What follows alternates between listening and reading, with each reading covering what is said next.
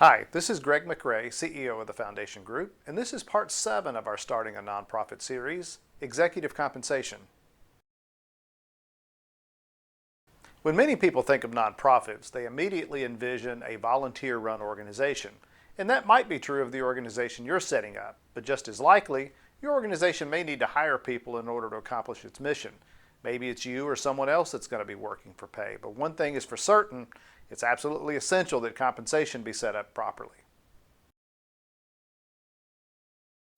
Now, salary packages within nonprofits are a particular point of IRS scrutiny, especially when it comes to what you pay a manager or executive director. And in order for a particular compensation level to pass IRS muster, it must be considered reasonable. Now, unfortunately, the IRS does a poor job of defining this subjective criteria, but there are best practice methods of assigning pay packages that satisfy this requirement. Think about job duties, resume, geographic region, industry norms, and financial capacity of the nonprofit, for example. If the nonprofit can't afford it, it's probably not reasonable. Now, another thing the IRS requires is that salaries be determined at arm's length. Well, what does that mean?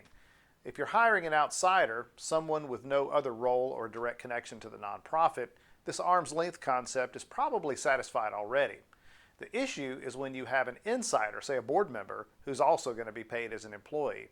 In these situations, greater care is required in order to make sure that that person is not involved in any board decisions regarding their own pay.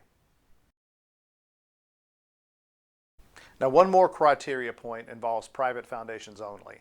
If a private foundation is looking to hire a board member or other insider, what the IRS considers a disqualified person, that salary must not only be reasonable, but it also must be professional in nature and fundamentally necessary to the accomplishment of the mission. Now, there's a whole lot more that we can say about that issue, but we'll save that for a more detailed discussion. Deciding how and what to pay your nonprofit staff is an incredibly important responsibility of your board.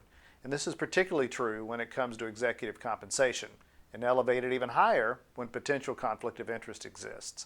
It is crucial that your organization establishes a pattern early on of doing this according to best practice.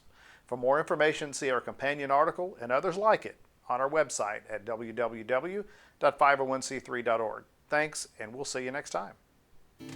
Hey, thanks for watching our video. Make sure you subscribe to our YouTube channel to see more like this. You can also like us on our Facebook page at facebook.com/foundationgroup. You can follow us on Twitter at twitter.com/foundationgroup. And you can always find us on the web at 501c3.org. Thanks.